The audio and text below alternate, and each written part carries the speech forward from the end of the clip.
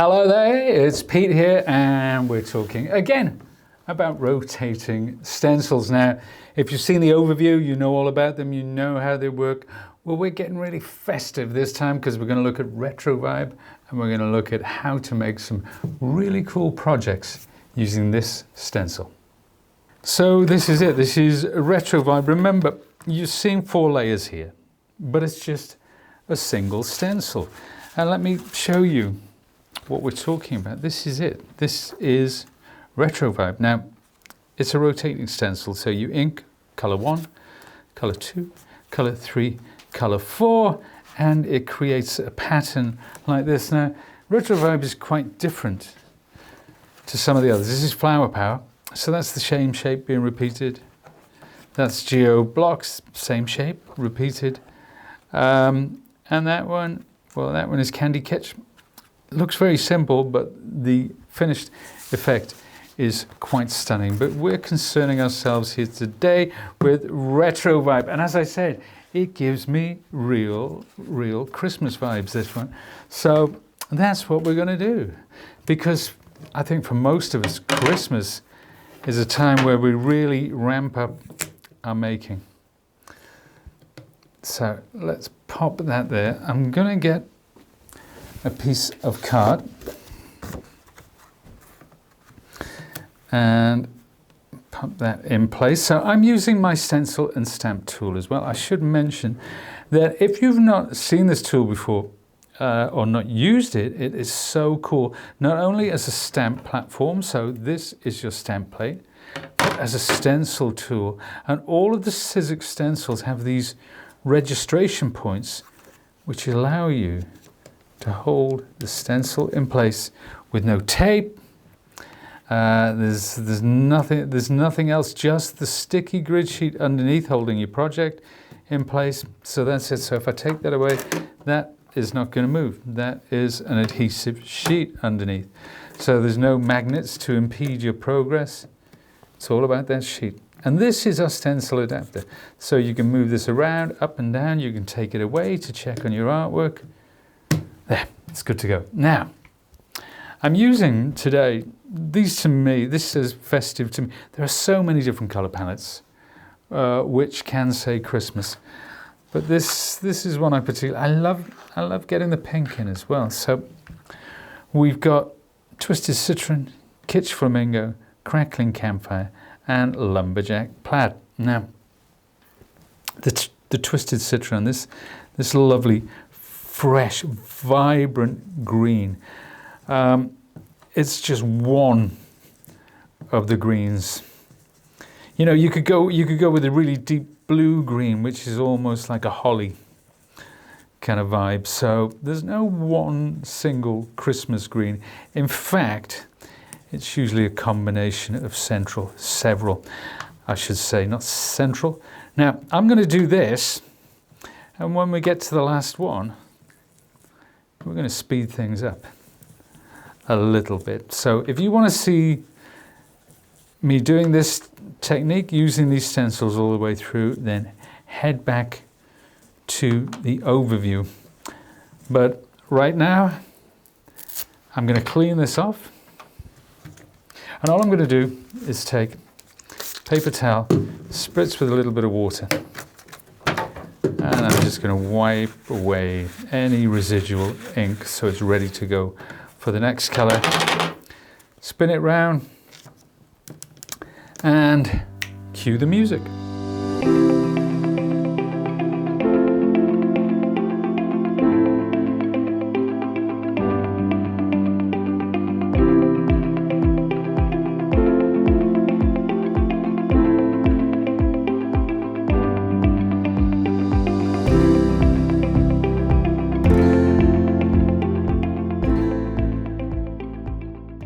And there we have it. There it is. It's a very modern, sort of contemporary twist on the Christmas color palette. Obviously, this is kind of a reddish orange. That is a really deep, almost like a raspberry, but slightly. So it's deeper than the picked raspberry color, but it's on that end of the spectrum. Really cool. Now, Let's put away our inks. And then we will look at how we're going to turn this into, I think we're going to do a couple of projects today. That's what I've prepared, certainly.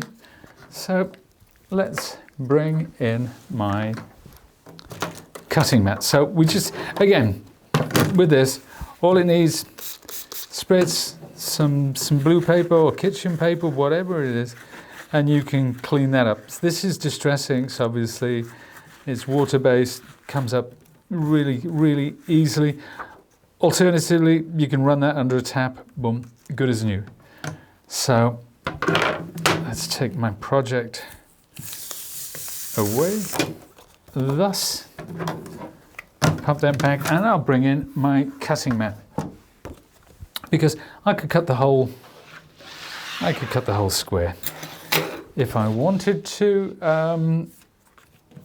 but I'm just going to use certain parts of it. We looked in the overview at the different ways that you can split these backgrounds up, because it's in rows, it's in squares, you can create frames.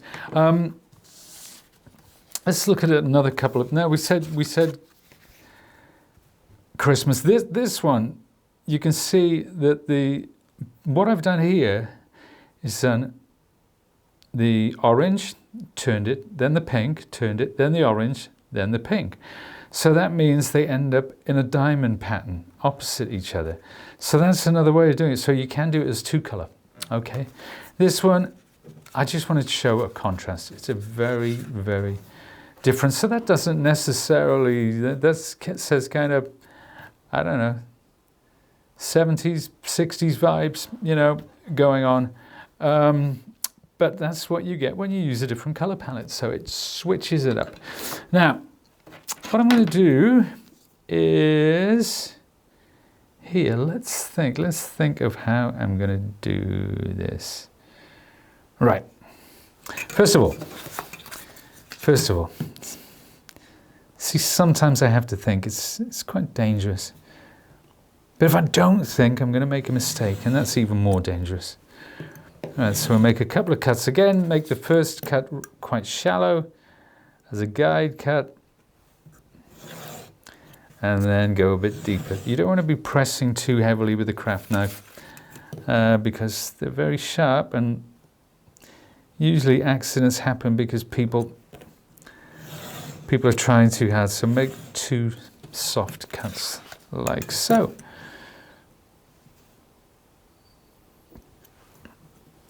There, now, this is our first bit. I'm actually going to die cut into this. So that could go on the front of a card. It could be, you know, you could fold it. That could be a little notelet as well, just by itself. All right, now let's have a look. What I want to do is I want to create some gifts. As implausible as it sounds, there you go. So we'll make cut number 1. And cut number 2, somewhere around here. There you go. It's kind of, I'm halfway, know where I'm going, halfway making it up as I go along. So, right, this one, I'm going to trim at this point. And the last two, so you're following the grid. You're always following a grid. So you can use that as a visual guideline. Obviously, you can put pencil lines in, or you can measure it if you want to go for total, complete accuracy. That's not really my bag. I like to live dangerously. So there we are. There are the 3 that I want from that. Now, die cutting. Let's take this. I'm going to use one of the tags. This is one of the Tim Holtz tag set. A set that is probably, arguably, one of the most used in my die stash. If you don't have a tag set, you owe it to yourself to get one. So let's pop this in place. Thus, so we'll try and get halfway between the lines, like that. You can even put it at a slight angle if you want to get a quirky sort of pattern. There we are, simple enough. Knife through butter. We do take this wonderful Big Shot machine for granted sometimes. It's a real workhorse and it never ever lets me down. So let's put it to one side. And that's it. So what I'm going to do with this tag, and indeed with these little guys, is just on the edge. I'm going to bring in broken china. Now some people go with brown for this kind of thing, to give a little shadow, a little depth around the edge. But I always think that a pale blue like broken china, has its own merits. When you use a brown, you can be dropping into vintage territory. I don't want to go for vintage. I just want to apply a nice shadow, a nice little bit of depth, which in turn gives you a little dimension, particularly with these now. These little rectangles,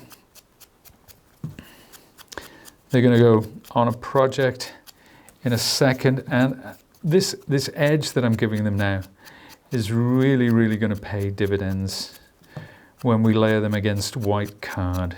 And that's the problem sometimes when we're laying white against white, that it gets lost visually, but this will just help them stand out.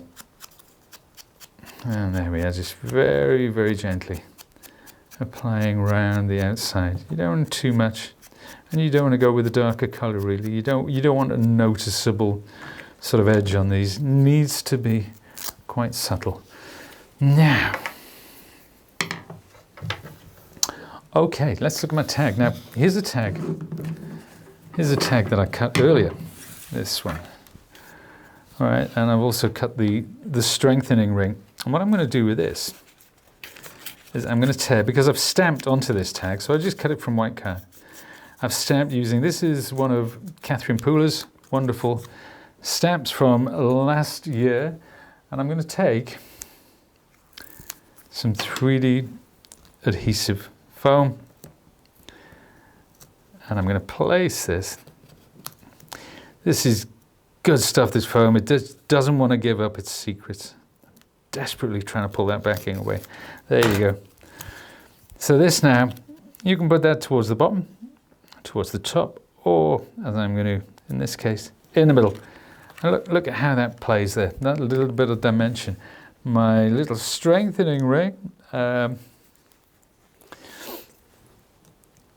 bit of tacky glue, so just need a bit, spread that around.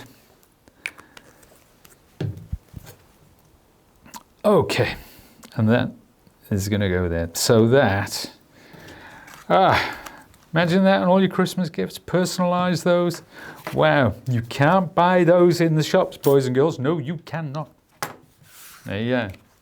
Put that to one side. Now, here's the thing. Hello, Santa. I've been nice. Again, these stamps were actually $49 a market from last year. I'm going to take those and I'm going to put this one here or thereabouts, but I'm going to put a dot. All right, you're going to have to trust me on this. I know where I'm going. There we are, and this one here, and again a dot. That's the top of my gift, and finally and another dot. Now, okay, you'll notice that I've got this pattern on the back as well, because I did the pattern prior to filming today to check that those colors were as I expected them to. When we did the overview, I kind of made up a new color palette, which I thought would be good, but I had no evidence to prove that, only trust in my own color sense, which has let me down in the past, I must be perfectly honest. But yeah, so I wanted to test it. So yeah, this is double-sided. But so those are ready to stick down. But Look here, look at these dots. Now this is where the bows are going to go. And this is where you need to trust yourself and work fast. So there's the knot and there's the bow, like so. And then you can trail off like that. Yeah. Now let's see what happens when we put these back in place. So that's the first one. Then number 2, remember we've got our 3D pads on here. Now, can you see the difference? Can you see the difference that that very subtle blue edge is making? You probably didn't pick up on it earlier when I was doing it, but now that we see it against the white card, it starts to make sense, doesn't it? So there's 2 pretty cool projects there. Now, let's bring in another example. See, it's still Christmas. It's a very different colorway, but pretty cool. And let's put that together with a lovely little box made using my scoring board and trimmer. And you've got Christmas all wrapped up in a bow. Well, there we have it. I hope you enjoyed that. I'm a sucker for Christmas. I can't get enough of it. This stencil and I are going to be busy between now and the 25th of December. Thank you very much for joining me. I'm sure there'll be lots more inspiration on Instagram, on YouTube, and all the other social media feeds that you use. Thanks again. I'll see you soon.